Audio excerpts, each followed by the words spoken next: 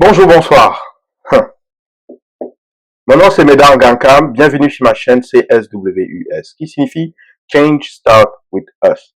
Cet acronyme a été choisi pour refléter ma conviction profonde que le changement que nous souhaitons passe par l'action de chacun d'entre nous, que ce soit la vôtre, la mienne, bref, par nous. Et que le plus grand danger qui guette l'Afrique en ce moment, c'est la recolonisation du continent, comme en 45. Et si vous croyez que cela n'arrivera pas, réfléchissez encore. À travers l'histoire, les partages du monde ont toujours eu lieu à chaque fois qu'une puissance, une nouvelle puissance émergente prend sa place à la table des géants. Et si vous ne me croyez pas, informez-vous sur le partage du monde en 1494. Ça a toujours eu lieu, de toute façon. Bref, la vidéo d'aujourd'hui, elle est très intéressante. J'avais fait une vidéo sur la RDC. Et qu'est-ce que j'ai pas entendu? Oh, tu ne comprends rien. Tu n'étais pas là quand Mobutu était là. Tu es trop jeune. Tu ne saisis pas la dynamique des choses. Moi, je suis très pragmatique. Très pragmatique. Regardez cette vidéo. Et ensuite, je vais vous dire ce que j'en pense.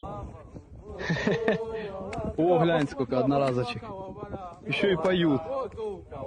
Радостные. Ничего, сейчас на залив пойдут.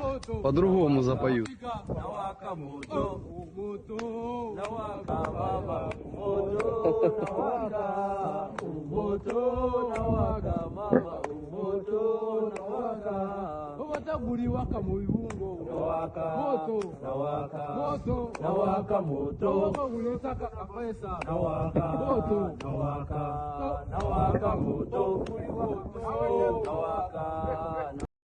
Alors, ce qui semblerait être un soldat russe,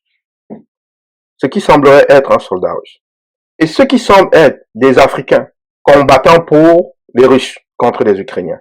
Parce que la propagande, on ne sait plus. Ça se peut que ce soit aussi, mais si c'était les Ukrainiens, ils auraient eu un brassard jaune ou quelque chose qui les identifie. Mais ce qui semblerait être, ils ont vu des équipements, des Africains combattant aux côtés des Russes. Ça, c'est même pas un problème. Vous êtes libre. Vous avez fait ce que vous voulez de votre vie. Ce qui est un problème, c'est que la RDC, face au Rwanda, ou on va dire, le M23, ou bien même le Rwanda, parce que bon, je suis pas là-bas, face aux rebelles qui nuisent dans la section, avec toute la fortune que la RDC a, au constat de la faiblesse de son armée, aurait pu louer ces gens-là, aurait pu payer ces gens-là, plus que ce que les Russes vont les payer, et régler le compte du M23. Je répète, la RDC, face à l'incapacité de son armée, à la mauvaise structure de son armée, aurait pu doubler le volume d'hommes en recrutant en Afrique ces gens-là pour régler son problème. Je l'ai dit, dans une vidéo, j'ai même dit, la RDC aurait pu voir certains de ses pays voisins, leur proposer un pourcentage des recettes, et que ces pays voisins interviennent dans la sous-région. Le Rwanda ne peut pas taper tout le monde. Le M23 ne peut pas taper tout le monde. L'armée camerounaise, l'armée sénégalaise, ivoirienne, pour un petit pourcentage de leurs ressources, ils auraient pu impliquer chacune des sections de ces armées-là directement ou indirectement dans ce conflit-là. Les soldats qui seraient venus de ces pays limitrophes-là, francophones, n'auraient pas eu à porter même le béret ou l'uniforme de leur pays, moyennant un pourcentage intéressant pour ces pays, suffisamment pour prendre ce risque. Donc le problème de la RDC, c'est avant tout les Congolais. Parce que ce sont des gens, malheureusement, ça va créer des problèmes, qui n'ont pas, malheureusement, la reconnaissance de la richesse que représente le Congo dans son entièreté. Ce sont des gens, les gens à Kinshasa s'en foutent de ce qui se passe au sud du Congo. Ils en ont rien à foutre. Ils vivent leur vie.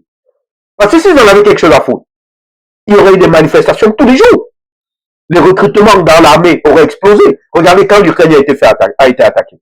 Mais les jeunes se portaient volontairement, incluant même des Ukrainiens expatriés ou des amis même des Ukrainiens. Non, RDC, qu'est-ce qui se passe? Rien. Parce que vous avez un gouvernement qui non seulement est incapable de payer régulièrement ses soldats, qui a une structure militaire qui ne traite pas dignement ses soldats, et un gouvernement qui n'a aucune vision d'avenir pour le Congo dans l'Afrique. Aucune. Parce que quelqu'un qui avait une vision d'avenir du Congo comme poumon de l'Afrique, ce conflit aurait été réglé par les Africains. Donc, avant de me tirer dessus et de m'expliquer à quel point je suis jeune, je vous ai déjà dit, je suis pratico-pratique.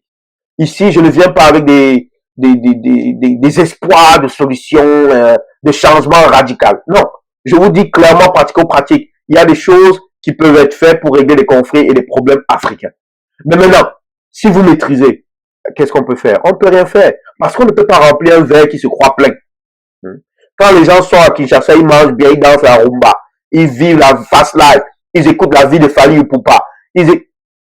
Pendant ce temps, des millions et des millions de leurs frères se font tuer. De leurs frères se font tuer. Des femmes se font violer. Des enfants se font enlever. Le problème de la RDC, avant tout, ce sont les Congolais. Quand les Congolais vont se réveiller et comprendre qu'ils sont la solution à leurs problèmes, à ce moment-là, je vous ai déjà dit, à Kigali, on va parler Lingala.